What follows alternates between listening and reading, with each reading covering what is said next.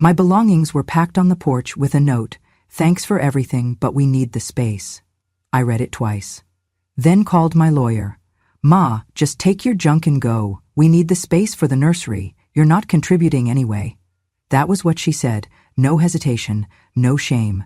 Just those words, thrown at me like a sack of old clothes. I had just come out of the laundry room, folding towels still warm from the dryer. I could still hear the soft hum of the machine, the scent of fresh linen clinging to my palms. That scent mixed with the burn of her words, and for a moment, I forgot how to breathe. "My name is Dorothy. I am 69 years old. I have one son, one daughter-in-law, one grandson who calls me Grandma only when someone reminds him, and a husband who left me 3 years ago, left this world, not by choice, but by cancer. Before he passed, he held my hand and said, 'Dot, whatever happens, don't ever let them treat you like you don't matter.' I said I wouldn't. I meant it then. But some things in life, some truths, you only see clearly when it's far too late. I used to own a small grocery store down in Austin, a humble little place where I sold more handshakes than canned goods, where folks came not just to buy, but to sit a while and talk. That store kept my family afloat when my son was in college.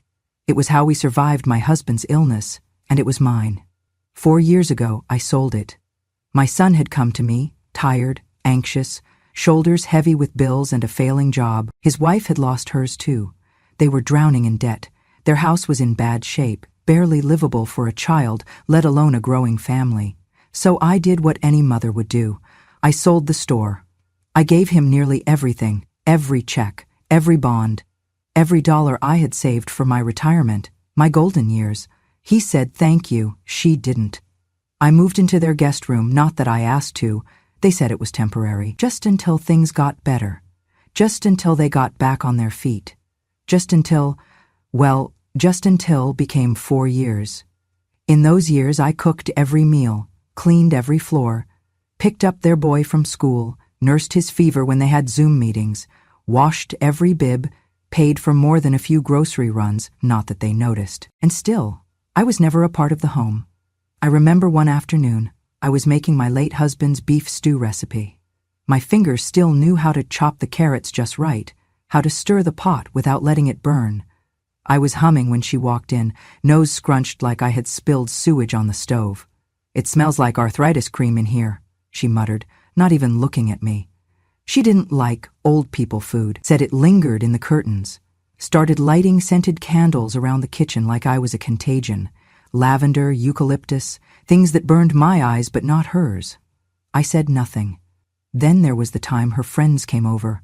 I had just brought in fresh lemonade from the porch when she turned and, with a bright laugh, said, "That's just my husband's mother. She's staying with us for now." As if I were some stray she pitied. As if this weren't the same house I helped pay for, the same boy I raised from scraped knees to neckties. But I said nothing. It chipped away at me slowly, like water over stone. Little remarks, quick glances, the door that accidentally got locked when I was out on a walk, the gifts that never included my name, the Christmas photo I wasn't in because it was just a couple's shot. "Ma, don't take it personally." I told myself it was just stress, that pregnancy hormones made her short-tempered, that my son didn't mean to forget me when he booked their family vacation last spring, family meaning only them and the boy, of course. Then one evening, I passed by her office. She was on the phone, laughing. "Once we kick her out, we'll finally make this house ours," she said, with a giggle so cruel it made me dizzy. I stood outside the door for a long time, wondering if maybe I had misheard, if she was talking about someone else. But deep down, I knew. She was talking about me, and still I said nothing. Because I thought if I just stayed quiet, if I just kept helping, if I just didn't make waves, they'd remember who I was. They'd see the woman who had sacrificed everything, who gave them her store, her home, her time, her hands, her heart. But no, they saw none of that. They saw an extra body in the house, a mouth to feed, a presence that reminded them of age and obligation. And so, when she finally said it, when she looked me in the eye and told me to take my junk and go, something inside me stopped being quiet. Not angry, not loud, just still. Because silence isn't always surrender. Sometimes silence is planning. And I had been planning longer than they realized. It was a Thursday morning, the kind that starts with sun through the blinds and a list of things to do before lunch. I had walked to the market like I always did, pushing my little cart with the wobbly wheel, the one my grandson once called Grandma's tractor. The strawberries were in season. I had planned to make cobbler. But when I turned onto our street, something shifted in my chest. The house looked different. Still the same roof, still the same white shutters, but the porch was full, not with people, not with packages, with boxes, stacked neatly like donations outside a thrift store. And there, on top, was my handwriting, labels I had carefully written over the years, winter sweaters, photo albums, kitchen tools, moms, all sitting out in the Texas heat like a garage sale no one had priced. I slowed my steps. Then I stopped completely. I saw my red kettle, the one I had boiled water in every morning for decades. I saw the Afghan I'd crocheted the winter my husband got sick, folded in a cardboard box like a forgotten towel. A stack of old picture frames. Me and my husband, young and laughing at some long-gone barbecue. Our son in a cowboy costume, smiling wide. My life, my memories, my belongings, all placed gently outside. But make no mistake, it was an eviction. I walked up the steps slowly. There was a note taped to one of the boxes, fluttering a little in the wind. Thanks for everything, but we need the space. No signature, no goodbye, just that. I stood there for a long time before the door opened. She walked out like she was stepping into a casual afternoon. No guilt in her eyes, no sadness in her voice. "We'll send your mail," she said, arms crossed. "Please don't make this harder than it already is." Harder for who, I wanted to ask. For you? Behind her, my son stood, silent, taller than me now, broader in the shoulders, but somehow smaller than he used to be. His eyes didn't meet mine. He just stared at the floor like a schoolboy waiting for the principal's scolding. I looked at him. I waited. He didn't say a word. I wanted to scream. I wanted to say, "Tell her this isn't right. Tell her this isn't how you treat your mother." But I didn't, because the silence said enough. I nodded, just once, turned back to the boxes. I picked up the one with the sweaters, those I had knit when my fingers were stronger and my winters were colder. I held it close to my chest. No one helped me carry anything. I loaded what I could into a neighbor's borrowed car. The rest I left behind. Some memories are too heavy to lift when your heart has already broken. I stayed that night in a modest room above a florist's shop, run by a widow named Ruth, who didn't ask questions. She just handed me a cup of warm tea and said, "You can stay as long as you need." That kindness undid me. I cried into her floral couch for 2 hours. That night I couldn't sleep, because on top of everything, there was something else, something that had gnawed at me for weeks, but I hadn't had the energy to confront. A quiet theft that now screamed in the dark. 3 weeks earlier, I had gone to retrieve my pearl necklace from the back of my closet. It was my wedding gift from my husband. Not expensive by today's standards, but precious beyond price. Each pearl had been hand-picked. I had only worn it 3 times in my life. Once on my wedding day, once on our 25th anniversary, and once at his funeral. But it was gone. At first I thought I misplaced it. My hands trembled for hours as I tore through every drawer, every pouch, every fold of cloth. I even checked the laundry, hoping I had somehow forgotten I wore it to church. But I knew better. And then came the baby shower. They threw it in the backyard. Balloons, cupcakes, catered food. I stood by the hedge, invisible, holding paper plates. No one asked me to sit. No one handed me cake. That's when I saw her. She was laughing, hand on her belly, talking to her friends. And there, gleaming under the sunlight, was my necklace. The pearls. My pearls. Around her neck, like some heirloom she had earned. "Oh, this?" I heard her say when someone complimented it. "My husband gave it to me, family heirloom, you know." Yes, I knew. I clutched my paper plate so hard it bent in half. In that moment, something snapped.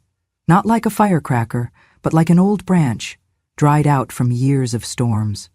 Quiet, final. They had taken everything. My home, my voice, my name on the mailbox, my chair at the table, my place in the family, And now, even the last piece of love I had kept hidden in a velvet box.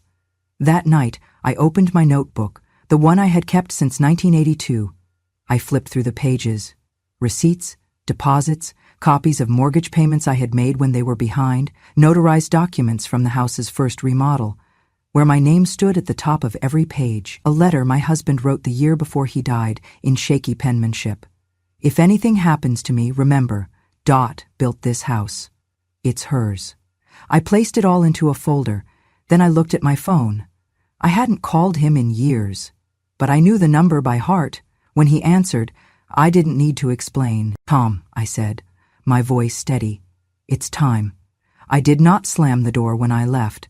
I did not scream or curse or leave the stove running just to prove a point. I did not break the dishes I had bought with my own money or tear the family photos from the walls like a storm through the past. I just packed, quietly, one suitcase, small, beige, with a tear on the side that I had stitched with navy thread. Inside, I placed 3 pairs of clothes, a warm cardigan, my reading glasses, my medications, a scarf my late husband had given me on our last trip to Galveston, and the small tin box I had kept hidden in the back of the closet behind the winter blankets. It was the only thing they hadn't touched. That box held what they never understood, what they never thought to ask about, what I had protected, not just from moths and time, but from entitlement.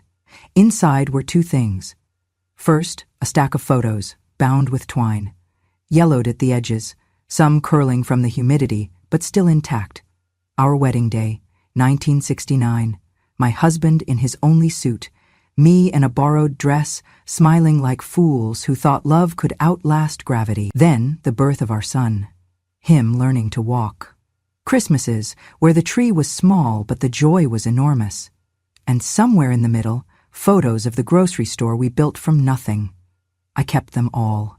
The second thing was the red notebook, leather-bound, soft at the corners, from years of turning pages. I had started it when we bought our first house. I wrote in it every month, every transaction, every payment I made, especially after my husband got sick and I took over all the finances. Every check I wrote to fix the roof, every time I paid the property tax when my son forgot, every quote from contractors I hired when the plumbing went out, every loan I co-signed and paid off quietly so my son wouldn't have a foreclosure on his credit. Every single detail. And at the very back, folded neatly, was the letter. My husband's handwriting was shaky, but unmistakably his. If anything ever happens, this house is hers. She built it. I just signed the papers. He had written it the year before he passed. Not notarized, not official, but real, honest. The words of a man who knew who held up the roof. I placed that letter on top of the notebook. Then I zipped the suitcase shut. They did not ask me where I was going. They did not follow me outside. My son texted me 1 hour later, just 5 words, "Let us know you're safe." I did not reply. I walked 5 blocks to Ruth's place, the widow who ran the florist shop near the church. I had once helped her prune roses after a storm, and we had spoken in quiet nods ever since. She had a small room upstairs. She gave me the key and a blanket and a cup of mint tea. That first night I sat on her balcony and watched the stars blink through city lights, and I felt nothing. Not anger, not sadness, just a dull kind of emptiness, like someone had scooped out everything I had left and replaced it with air. I was weightless and tired, but I was free. The next morning, I placed the notebook, the letter, and a copy of the house deed into a manila folder. I added the photo of my daughter-in-law wearing my stolen necklace. A screenshot of her Instagram where she had captioned it, "Family Treasures, passed down with love, love." What a word. I stared at the folder for a while. It didn't feel like revenge. It felt like documentation. Like I was just finally putting my name back on what had always been mine. I picked up the phone. Tom was my husband's attorney, an old soul with sharp eyes and a long memory. He had helped us with our wills, our insurance, the lease on the grocery store, even my husband's hospice paperwork. We hadn't spoken since the funeral. I expected to get voicemail. But when he answered on the second ring, I heard that same familiar voice. "Dorothy," he said, cautious. "Yes," I replied. My voice was steady, almost too steady. There was a long pause. He knew. "It's time," I said. He didn't ask why. He didn't need to. "Bring me everything," he said. "We'll start today." I took the bus downtown, wore my church shoes, brought the folder on my lap like a sleeping child. At his office, he opened the folder slowly, read everything, took notes. He looked at the photo of my daughter-in-law, at the date-stamped receipts, the years of scribbled figures, the letter from my husband. When he looked up, his expression had changed. "They were smart," he said, "but not smarter than you." I just nodded. He smiled. "You know, you could take them for a lot more than the house." "I do not want more," I said. He tilted his head. "I just want what is mine," I continued. "And I want them to feel what it's like to be forgotten." Tom leaned back, folded his hands over his chest. "That," he said, "we can do. It would take time." He explained the process. I listened carefully, not out of anxiety but resolve. There were steps to follow, papers to file. But the foundation was already there, laid by my quiet hands across decades. They just never thought I kept the receipt. As I left his office, I passed a mirror in the hallway. For the first time in months, I looked at myself. Really looked. I was still me. Wrinkled, yes. Tired, of course, but standing. And standing alone is still standing. I walked back to Ruth's shop, my head high, my pace steady. They had taken my space, my comfort, my name from the mailbox, but they had forgotten something. I was the one who built the house, and no one, no matter how quietly I left, should ever forget the woman who laid the first brick. They thought I was just some old woman with soft hands and tired knees, someone who stirred soup and folded laundry and watched the same soap operas every afternoon. They never knew who I was before I became invisible. I was the first in my family to graduate college. Back in the 1970s, that meant something. I was the only girl in my class who didn't drop out to marry early, the only one who turned down a ring so I could keep a scholarship. I studied accounting. Numbers made sense when people didn't. That was where I met my husband. He was working nights at a gas station to pay for trade school. He was kind, even then. Not flashy, not loud, but steady, reliable. The kind of man who held doors open and remembered your father's name after one introduction. We had nothing. Not even a mattress of our own when we first moved in together. Just 2 plates, 2 forks, and a secondhand coffee pot that dripped more than it brewed. But we had plans. We opened the grocery store 2 years after we married. It was a tiny space in East Austin, half-empty shelves, creaky floors, and the kind of cash register that still rang like a bell. I handled the books, he ran the counter. We worked 12-hour days for years. No vacations, no sick days, just work, sweat, faith. We made it through inflation, looting, floods, and power outages. We raised our son behind that counter. He used to sit on the milk crates with a juice box, pretending to tally up prices with a crayon. He used to tell his friends, "My parents own a store. They're important." I guess that changed. When we finally had enough money for a house, it was me who handled the mortgage. I negotiated every term, paid every fee, stood in line at the courthouse to file the paperwork. The deed was in my name for the first 5 years. But one night, after my husband came back from a barbecue with some old friends, he sat on the edge of our bed, quiet. "They kept asking who owned the house," he said. "And?" I asked. He hesitated. It makes me feel small, like I can't even say it's mine. So I transferred the deed. No questions, no bitterness, just a signature. Because love, I thought, meant lifting the person you love, even if it meant lowering yourself a little. He never asked me to. But he didn't stop me either. That was the beginning of me giving away parts of myself and calling it loyalty. After he passed, I found that old copy of the deed still folded in his Bible. My name was faded from the ink, but not from the memory. What my son never knew was that without me, they would not have had a house to live in. That every time they missed a bill, I was the one who caught it before it bounced. That I paid off their credit cards twice, silently, just to protect his credit score. That when the water heater broke, I called the plumber. When the fridge stopped cooling, I ordered the new one, all under the same roof where they told me to stay quiet. I remember one night, during the second trimester of my daughter-in-law's pregnancy, she was complaining about the water pressure in the guest bathroom. I offered a suggestion, just a gentle comment, about replacing the old pipe system that I had helped install years ago. My son looked up from his phone, annoyed. "If you wanted to say," he said, "you should have paid for more." I felt like the air had been sucked out of the room. I had. I had paid with every dollar in my savings, with every sleepless night worrying about their bills, with every casserole, every late-night fever check, every time I held my tongue when she mocked my food, my hair, my silence. But to him that meant nothing. To him, love was only counted when it came with an invoice. I remember sitting on the porch that night after they went to bed. The sky was clear, but the stars looked different, distant, like even they were turning away.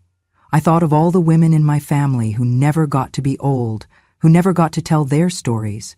My mother, who scrubbed floors until her hands cracked. My aunt, who raised 5 children and was buried in a borrowed dress. I thought I had broken the cycle. I thought building something would protect me. One night, after she mocked my cooking again, I packed a bag, just a small one. I sat on the edge of the bed, holding my keys, ready to walk out without a word, but then I heard his footsteps, my grandson, padding through the hallway in his pajamas. He knocked, once. "Grandma, did you make triangle toast?" he asked. I unpacked the bag that night, not because they deserved me to stay, but because he did. At least, I thought so then. But here I was, erased. And the cruelest part? They weren't monsters. They were just indifferent. They didn't hate me, they just didn't think I mattered enough to hate. And in many ways, that hurt more. So I decided to let them keep their version of the story, the one where I was just Ma, a quiet presence in the background. The one who helped out, but didn't do much. The one who was lucky to have a room, a roof, a place to stay. Let them believe that, because soon the truth would walk through the front door with paperwork in hand. And when it did, they would finally see me, not as a burden, but as the builder, as the name they erased from the deed, as the woman who had been silent for far too long. The day they celebrated the coming of new life was the same day I reminded them of who had given them the one they already had. It was a sunny Saturday, the kind where the Texas heat wraps around your shoulders like a warning. They had strung pastel streamers across the backyard fence, lined folding tables with tiny cupcakes and baby blue plates, and taped "It's a boy" banners to the patio windows. I watched from across the street, behind the tinted window of Tom's car. He had insisted on driving me past the house, not out of cruelty, but closure. "They think it's a beginning," I murmured. Tom nodded.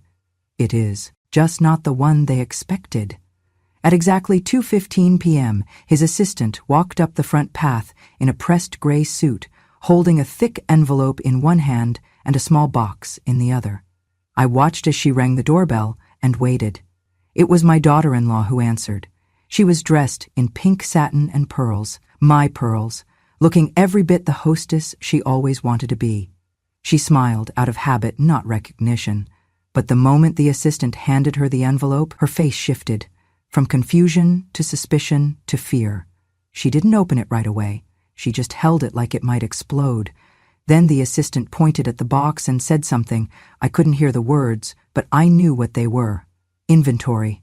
Evidence. The law wrapped in manners. Inside that envelope was everything. Almost everything. There was a moment when I asked Tom if I should press charges for the stolen necklace. His response was calm. "You could," he said, "but it would cost time, energy, and your peace. You're already taking back what matters most. Let that be enough." And it was. The Notice of Asset Repossession. A formal eviction, signed and sealed by the court. A notarized summary of the house's financial records, proving that the down payment, the remodeling costs, even the property tax for the last 3 years had all come from my account. There was a full-color photo of the pearl necklace with a dated appraisal and a written note from my jeweler confirming it matched the set purchased under my name in 1970. There were printouts of text messages. Yes, I had taken photos of my son's casual remarks over the years. "Thanks for the help with the water bill, Ma. Don't worry, I'll pay you back. We owe you everything." Everything. That word again. Everything I gave. Everything they took. And now, everything they would lose. Tom and I drove away before the first guest even noticed anything was wrong. He didn't ask me how I felt. He knew better. Some silences are sacred. But later that afternoon, my phone lit up like a Christmas tree. The first call was from my son. I didn't answer. Then came a text. "Mom, what did you do?" Still, I said nothing. Another call, then another, then a voicemail from my daughter-in-law's mother, who had never spoken to me unless it involved holiday menus or carpool plans. "You can't be serious with this. During her pregnancy? This is cruelty. Cruelty." No one thought it cruel when they placed my belongings on the porch like trash. No one called it cruel when they locked me out of the family photo album or whispered about freeing up space like I was furniture. No one batted an eye when they took my necklace and called it an heirloom. But now that the consequences had arrived in a manila envelope, they remembered the word. I put the phone on silent. By evening, I received one final message from my son, longer this time. It began with, "I wish you had just talked to me," and ended with, "We didn't mean to hurt you." But intentions don't scrub away impact, and silence is still a choice. He made his, day after day, standing behind her with crossed arms and lowered eyes, watching the woman who raised him be erased one subtle insult at a time. I once believed forgiveness had to be offered to everyone, but some apologies come too late to matter. I spent that evening at Ruth's, helping her trim sunflowers in the back room of the shop. She didn't ask questions, she just handed me gloves and a pair of shears.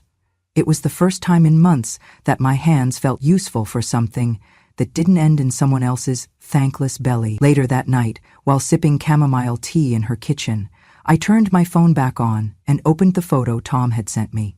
The pearls were spread across a velvet cloth, a small tag beside them marked, "Recovered, authenticated, returning to rightful owner." I touched the screen gently, not out of vanity, not out of vengeance, but because those pearls represented something they never understood: value, history, ownership. They weren't just stones. They were proof that I had existed, loved, sacrificed, and still had the right to take up space. The next morning, Tom called. "They'll have 30 days, he said. Then it's yours again." "Let them stay the full term," I said calmly. "Let them sit in it a while." "You sure?" "Yes. I want them to look around that house every day and realize it was never theirs to begin with. I want them to wake up and know they celebrated the baby's arrival in a house built on lies." There was a pause. "Dorothy," he said quietly, "you're something else." I smiled, the first real smile in weeks. "I used to be," I said. "Now I'm just remembering." That day I packed a small bag, not with clothes, but with copies. Copies of every document, just in case. I placed them in a fireproof lockbox under my bed. Not because I didn't trust the law, but because I had learned never to trust people who say, "We're family," right before they take what's yours. Over the next few days, my phone quieted. No more calls, no more texts, just silence. And that silence, it felt like justice. It was 2 days after the envelope arrived when I heard the knock. 3 sharp taps, firm, then still. I knew it was him before I even opened the door. Mothers know the weight of their children's footsteps, even after they forget how to say your name with love. He was standing there, shoulders hunched in that way he did when he was 8 and had broken the neighbor's window with a baseball. Only this time, there was no bat in his hand, just guilt, naked and raw, clinging to his face like humidity. "Hi, Ma," he said. I didn't respond. I simply stepped aside and let him in. Ruth wasn't home. The shop was closed for the morning. We had the little apartment to ourselves. He sat at the kitchen table, the same place where I had taught him to count coins from my store's register, the same table where I had cut crusts off his sandwiches, bandaged scraped knees, and waited up when he missed curfew. He looked older than I remembered, or maybe I had just stopped looking closely a long time ago. "I know I should have come sooner," he began, eyes fixed on a crack in the tile. "You should have," I replied. He nodded, swallowing hard. "We messed up. We didn't think it would. I didn't think you'd—" He stopped. "What?" I asked quietly. "Didn't think I'd fight back?" He looked up then, truly looked at me for the first time since they'd set my life out on the porch like forgotten donations. "No," he said. I didn't think you'd leave, not like that." "And yet," I said, "here we are." He rubbed his palms together, a nervous tic from childhood. "Look, I know what we did was wrong. Kicking you out, The way we did it, it wasn't fair. And the necklace, I didn't know she took it, I swear. But I should have asked. I should have paid attention. Silence settled between us like fog, thick, cold. I let things happen, he continued. I thought staying quiet was keeping the peace. I raised my eyebrows. No, son, I said. You didn't keep peace. You kept her comfortable. You let her disrespect me under my own roof. You let her erase me piece by piece while you stood there and watched. He opened his mouth, then closed it again. There was nothing left to say. I cooked for your family. I paid your bills. I gave up my retirement, my business, my name on the house, because I believed you were worth it. And when she told me to take my junk and leave, you stood behind her like a child hiding behind his mother's apron. He flinched. I didn't know what to say, he whispered. You didn't have to say anything, I said. You just had to stop her. A long breath passed between us. He dropped his head into his hands. I'm sorry, Ma. I looked at him. Not the boy I raised, not the man he pretended to be, but someone in between. Lost, small. You called me family, I said. But family doesn't make you invisible. Family doesn't throw you away when you've given everything. He wiped his eyes with the sleeve of his shirt. We want to fix this, he said. I want you to come back. We'll figure it out. We'll make room.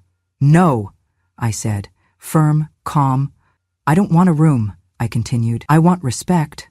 I want memory. And I want my name to mean something in that house again, not because I paid for it, but because I mattered. He nodded slowly. You do. Now, I corrected. I matter now because you're afraid of losing everything, not because you remember what I gave. He closed his eyes.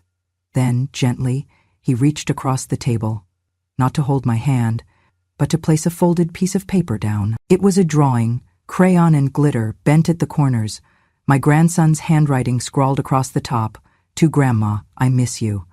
I stared at it, not for sentiment, but for proof that at least one person in that house had noticed my absence. I'm not doing this to hurt you, I said finally. I'm doing this because I deserve to be seen, not just remembered when it's convenient, not just needed when it's helpful. Seen. He nodded again, the tears now fully falling. I'm sorry, he said, voice breaking. I know. We sat in silence for a while. He didn't ask for forgiveness. I didn't offer it. Some wounds aren't stitched with apologies. Eventually he stood. I'll call Tom, he said. Tell him we're leaving the house by the deadline.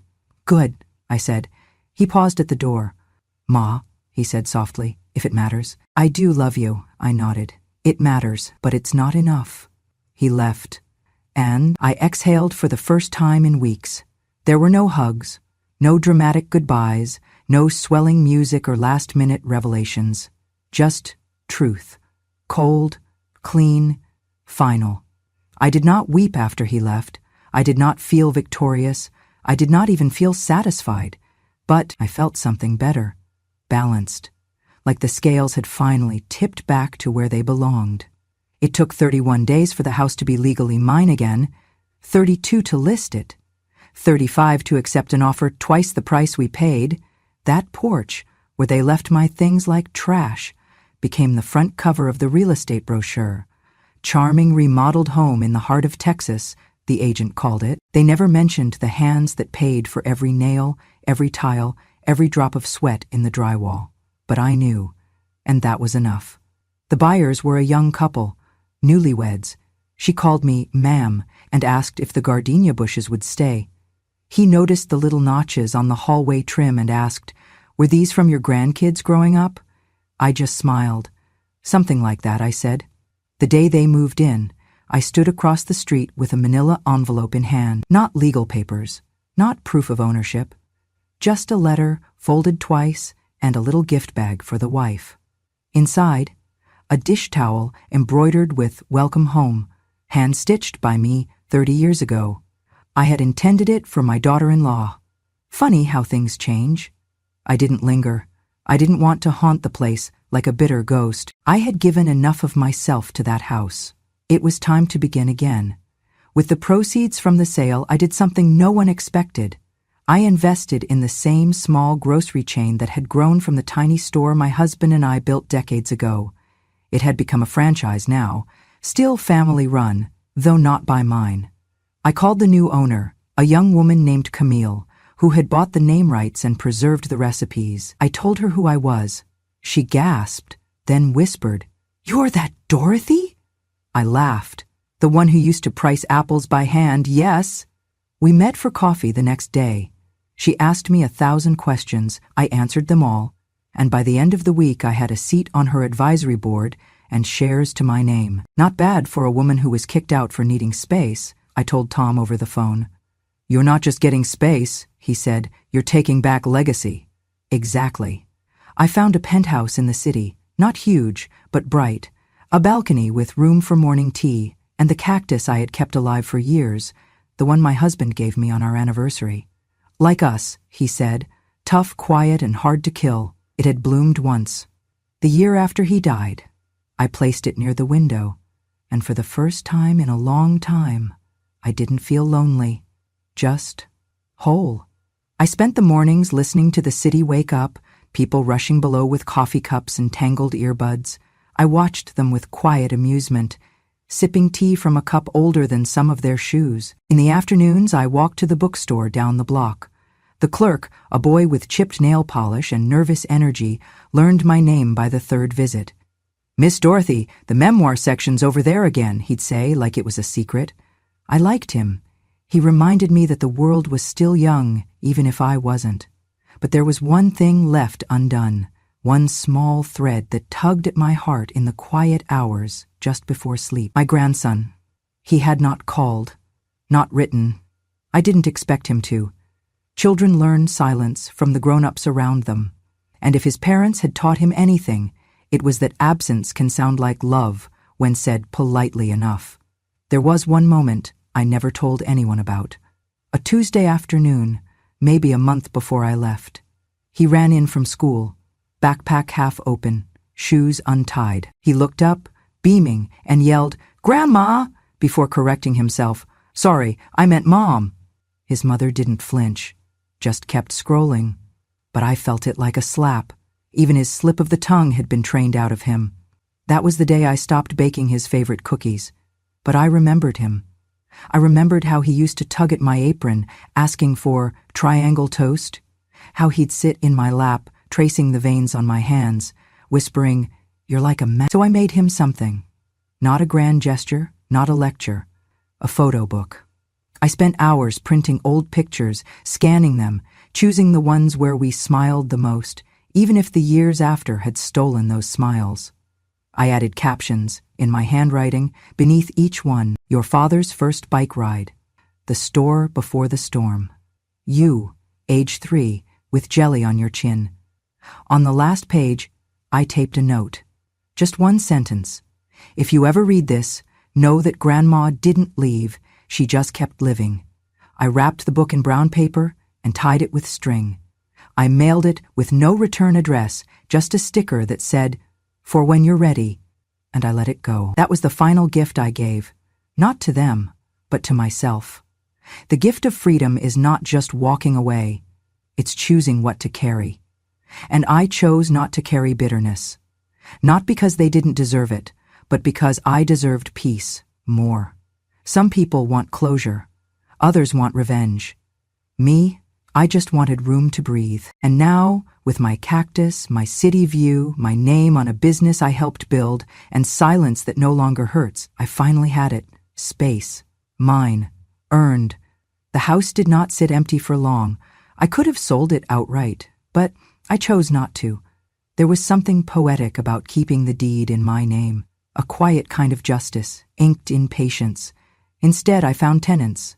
A young couple, no older than my son had been when he first brought his wife home. They were school teachers, modest, kind, and deeply respectful.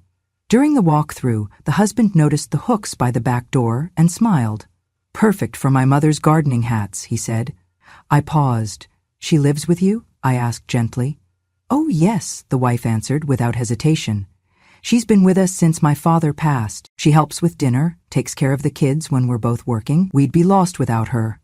I watched the way they looked at each other, the way they mentioned her like a blessing, not a burden. And right then, I knew the house would be in good hands. I gave them the lease at a fair price. They insisted on paying more. No, I told them, handing back their check.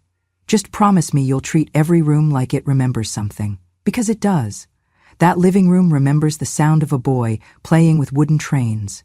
That kitchen remembers a mother stirring gumbo while humming to herself, long before the smell was mocked. That porch, yes, even the porch, remembers the weight of silence, and now it deserved better. I left the key under the mat and walked away. Across town, my son and his wife had moved into a rental, a small duplex near the highway, far from the suburban quiet they used to claim as theirs. I heard from Tom that the landlord was strict, rent was high, and for the first time in their marriage, they were paying every dollar themselves. They had to sell the nursery furniture, couldn't afford a second car. She went back to work. 6 weeks postpartum, he picked up weekend shifts at a hardware store. I did not rejoice in their struggle. That was never the point. But I also did not feel sorry. This was not revenge. It was reality, unfolded, unfiltered, and finally fair. When you build your life on someone else's sacrifice and call it success, eventually the ground gives way. Not with a bang, but with a soft, steady shift that leaves you wondering where the floor went. I never told anyone about the joy I felt watching that house bloom under new hands, or the way I smiled, just a little, hearing from the new tenants that their mother-in-law had planted tomatoes in the backyard. It's her way of saying thank you, they said. I knew that language well. Sometimes love isn't loud. Sometimes it's just a garden that grows. Sometimes it's just a garden that grows. I never heard from my daughter-in-law again, but my son sent a card on Mother's Day. No signature, just a photo of my grandson holding up a crayon drawing of what looked like a cactus. I placed it on my fridge, not because I forgave him, but because some parts of us deserve to stay soft, especially when the world tries to make us hard. In my new place, mornings are quiet. I drink my tea. I read the newspaper. I listen to the sound of a city that doesn't know my name, and I love it for that. No one here calls me Ma with contempt. No one sighs when I walk into the room. No one moves my things, borrows my heirlooms, or tells me I'm taking up space. I belong. Not because anyone gave me permission, but because I claimed it. Some nights I sit on the balcony with my cactus blooming beside me and think about everything I used to accept, the insults masked as jokes, the dinners eaten in silence, the invisible labor I offered in exchange for crumbs of kindness. I think of the day they packed my life into boxes and placed them on the porch like I was a package marked "Return to Sender." And I smile, because now I know what they never did. I was never disposable. They wanted space, so I gave them emptiness. They wanted freedom, so I gave them mine. They wanted a home without history, a house without memory, a life without me. So I gave them exactly that. And when the final deed was done, when the last check cleared and the porch was swept clean of my past, I did not take the house back. I took something greater. I took back my voice, the one they ignored at the dinner table, the one they talked over in the living room, the one they silenced with convenience until it roared inside of me like a storm waiting for its time. And this time, I did not whisper. This time, I did not wait to be asked. This time, I did not cry behind closed doors or pray for them to understand. This time, I spoke. In contracts, in signatures, in silence, in full control of my own ending. No one had to lose for me to win. But they did, because they gambled with something I built from scratch, and they bet on me staying small. They were wrong, so no, I did not get revenge. I got restoration. I got legacy. I got breath, I got peace, and I got a view from the top of the city where no one dares to call me just anything. I am Dorothy, mother, builder, survivor, and if anyone ever asks what became of the woman they put out on the porch with a note and a thank you, tell them she lived louder than ever, and she was never quiet again. If this story stirred something in you, a memory, a truth, a silence you've carried too long, know this. You are not alone. Some of us were pushed aside, forgotten, or told we were just the mother, the wife, the help. But we remember, and now we speak. This was her true story from Texas, but it echoes in kitchens, porches, and quiet hearts across the country. If you want more stories like this, raw, real, and finally spoken, don't forget to subscribe to Grandma True Stories, because wisdom doesn't shout, it remembers. And when a grandma speaks, the world finally listens.